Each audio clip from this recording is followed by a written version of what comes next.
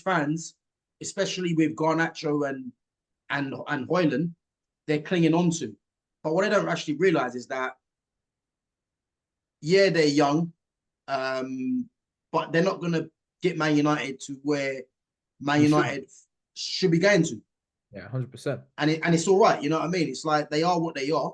But when they're trying to hold these players as so I heard recently as well that Man United have made, I think it's Garnacho, Hojlund, Kobe Minu, Sandro Martinez, and I think Dallo are untouchable apparently or something like that. Yeah. The ones that I saw didn't have Dallo and Martinez. It had like just the three. Oh, okay, yeah. So, Kobe and Hojlund and Garnacho, yeah. I think, to be honest with you, if I'm being critically honest, you'd get rid of Garnacho and Hojlund tomorrow, wouldn't you? Yeah, well, there you go. There you go. You know what it is now, yeah? It might sound like I've got a personal vendetta against these two players, yeah? And the fact of the matter is, I don't, yeah, but I think Man United are meant to be an elite club. And exactly. The way that I view players, as I say, like I like players that are just technically sound on the ball. And I've never seen a top player look like Garnacho and Hojlund. I've never seen it. You know, I've never seen it. So the fact that these two guys, and I think the saving grace that these guys are getting is because they deem them as young. Yeah, exactly. we watched Lamine Yamal yesterday at 16 years of age. Yeah, exactly. And look at the quality that he was displaying at his age. And I've never seen a performance like that from Garnacho or Hojlund ever. You know, and it's like I just can't get to, like, the thing is, I'm never going to get to grips with these two players because, you know, I don't believe they're good enough. I think they can improve under a different manager, I would say. But in terms of Man United being meant to be in the elite club, one of the elite clubs, you can't be having a front three containing them two. Like, exactly. I'm sorry, you can't. You can't. And especially if the other option is Rashford. So yeah, it's not. And he's the best of all three. And that tells you where Man United are. It's not like you have Neymar and then Hojlund and Garnacho. He's like, you know what, that front three needs. No, everyone is dead. The whole thing. Yeah, man. Oh God. You know what you're bleeding out here, man. It's painful. Painful. Exactly. And what you said earlier about Bruno and De Bruyne is, I think, it's a very good point because they decided to judge creativity on a certain set of metrics, and those two players fit that metric. Yes, that's my point. But if they decided to judge it on another metric, well, then look, for example, if creativity. Yeah, exactly. And you know, for let's suppose, for example, you have Bruno is the number 10. He's the creative player. Well, let's just say. But we finished with a negative goal difference. So that means we are not creating that much, are we? You could judge it that way. Yeah. That's another way to judge it. And people, like I was arguing, I don't know with who, probably was on Said's show. Yeah. But like you compare Bruno to De Bruyne. And but I think it was Neji, but I'm not sure. But he was, I think he defended. I think I see it. Was that the one with who was on there? Was Nuruddin on there as well? And I don't think so because this one was a long time ago. But they had the conversation recently as well. So, but I was saying, okay, let's suppose you say, but Bruno loses the ball just as much as Kevin De Bruyne. Yeah, that's how he does it. Yeah, exactly. But he's like, and the goals and the assists and this and that, fine. But one is, at the end of the day, you compare players one-on-one, but the outcome can only be collective as it's a team sport. Yeah. So one plays for a team that creates the most chances, scores the most goals, wins the most trophies, and concedes the least goals or something like that. That tells me that him losing the ball doesn't have as bad an impact as the other one who finished 8th on a negative goal difference, worst season in our Premier League history. Yeah. The outcome can only be collective. Of course, it's a team sport. There are 11 players. So we compare Bruno and this and that. You say, he scored more and he loses the ball just as much or even less. But at the end of the day, there's one team that won the treble last season, won 4 Premier Leagues on the bounce. So he has less of a negative impact. And you can say, but if put Bruno in his team and he would have the same thing, I'll say, you know what, this is where you get it wrong. If you put Bruno there, they don't get to that level. Yes, yes, Because you need to create an 100%. environment. Exactly, you need to create the environment Yeah. first in which you can actually create. Bruno wants to create first, but if you can't have creativity if it's not preceded by order, because Mm, otherwise it's just chaos. It's shapeless. If it's shapeless and you try to be creative, it's just more shapeless things into just chaos all over. So you need to mm, have a structure in place, a setting that is good, strict, rigorous, good players making short passes, and then the creativity can happen. Once you yeah, create the right environment for that. The problem with Bruno is you don't get to that safe environment first because you just skies it all the time. So I don't buy that argument that if you put Bruno in a yeah. better, if you put Bruno in that better team regresses.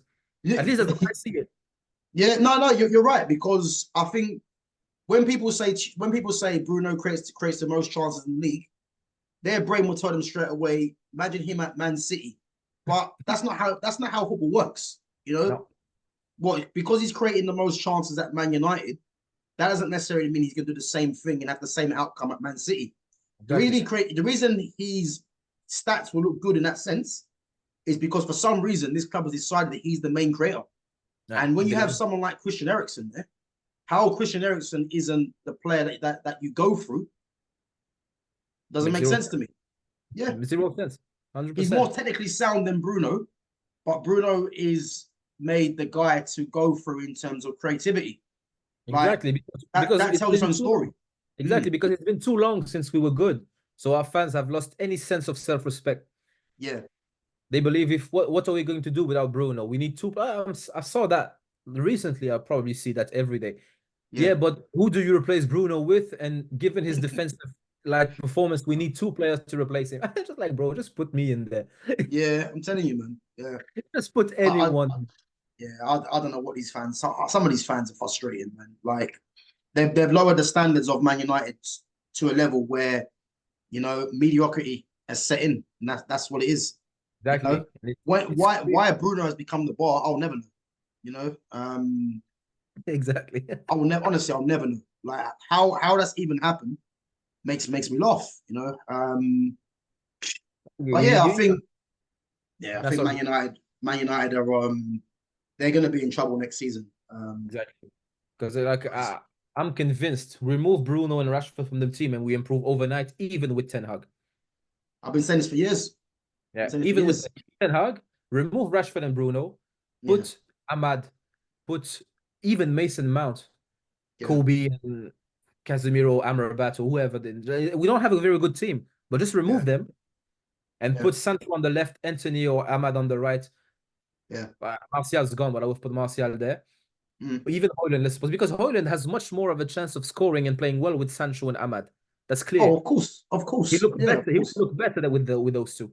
Yeah, And of what people course. understand is sometimes having less creative, quote unquote, players will allow you to create more chances. Yeah.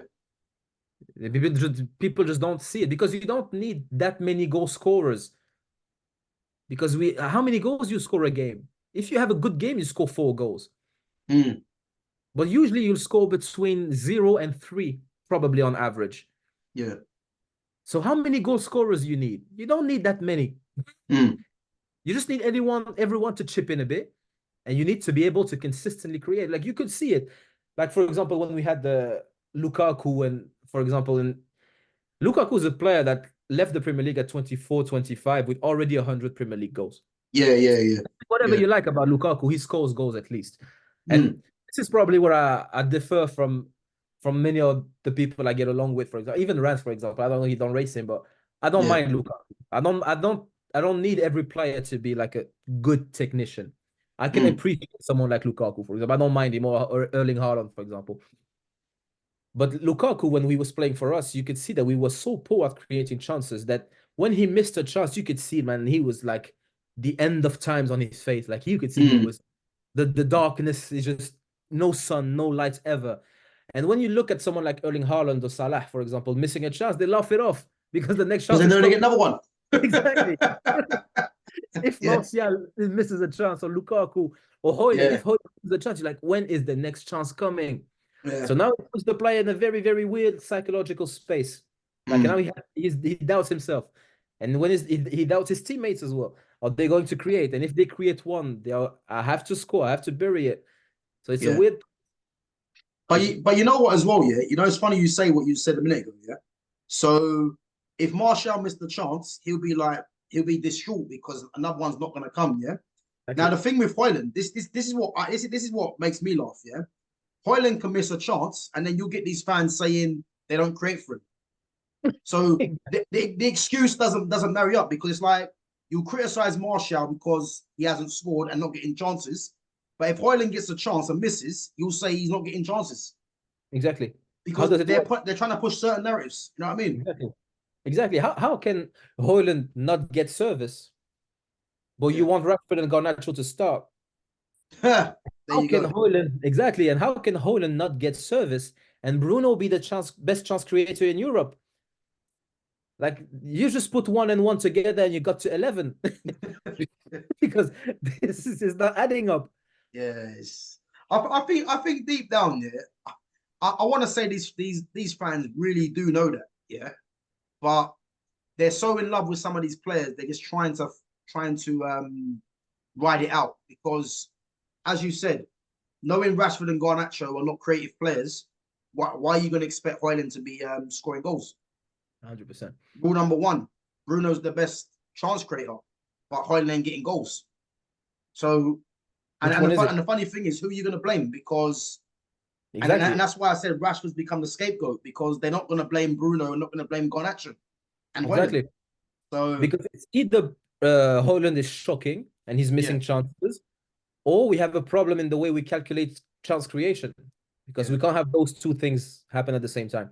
And like mm, you said, I think that those fans they know deep down, or but they yeah, just get along with the lie. Like people, they will just allow the lie to run, and they'll mm, say, you know, because if the majority agrees, they will follow the majority.